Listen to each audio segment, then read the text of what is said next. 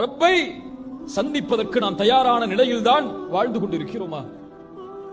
என் ரப் என்னை படைத்தவன், எனக்கு உணவளிப்பவன், எனக்கு இந்த வாழ்வை கொடுத்தவன், எனக்கு இந்த கண்ணியத்தை கொடுத்தவன், எனக்கு இந்த மதிப்பை கொடுத்தவன், எனக்கு இந்த உயர்வை கொடுத்தவன், எனக்கு இந்த சூழலை அமைத்தவன் என்னோடு திருப்தி அடைந்த நிலையில்தான் இந்த நேரத்தில் நான் வாழ்கிறேனா?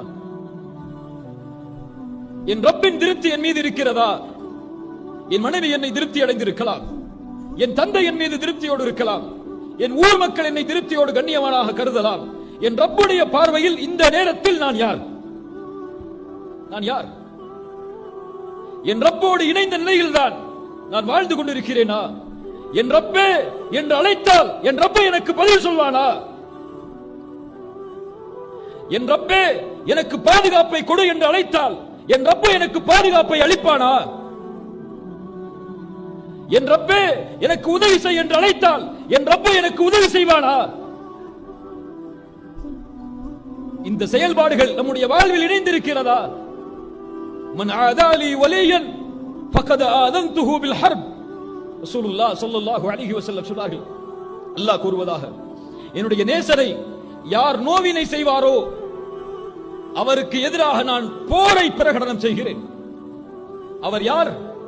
கடமையான வணக்க வழிபாடுகளோடு என்னை நெருங்கிக் கொண்டே வருவார்.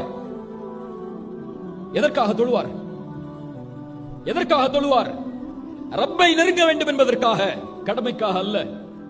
காலை குளிர் இருக்கக்கூடிய நேரத்திலும், தன்னுடைய தன்னை அசதி மிகைக்கும் போதும் ஹய்யா அல ஸலா 2 மணிக்கு படுத்திருப்பார். 4:30 மணிக்கு ஹய்யா அல ஸலா என்று அழைக்கப்படும். தன் களைப்புகளை மறந்து, தன்னுடைய உடல் வலிமையை மறந்து ரப்பை சந்திக்க வேண்டும் என்பதற்காக எழுந்து செல்வான்.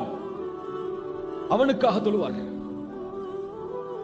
அவனுக்காக நோன்பை நோற்றிருப்பான், அவனுக்காக ஜகாத்தை தன்னுடைய செல்வத்தில் இருந்து பிரித்து எடுத்துக் கொடுத்திருப்பான். கடமைக்காக அல்ல.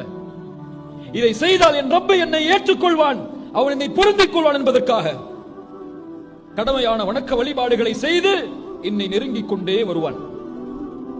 இன்னும் உபரியான வணக்க வழிபாடுகளையும் தொடர்ச்சியாக செய்து எதுவரை? நான் அவனை நேசிக்கும் வரை. அவனுடைய நோக்கம் என்ன? அல்லாஹ்வின் நேசம், அவ்வளவுதான்.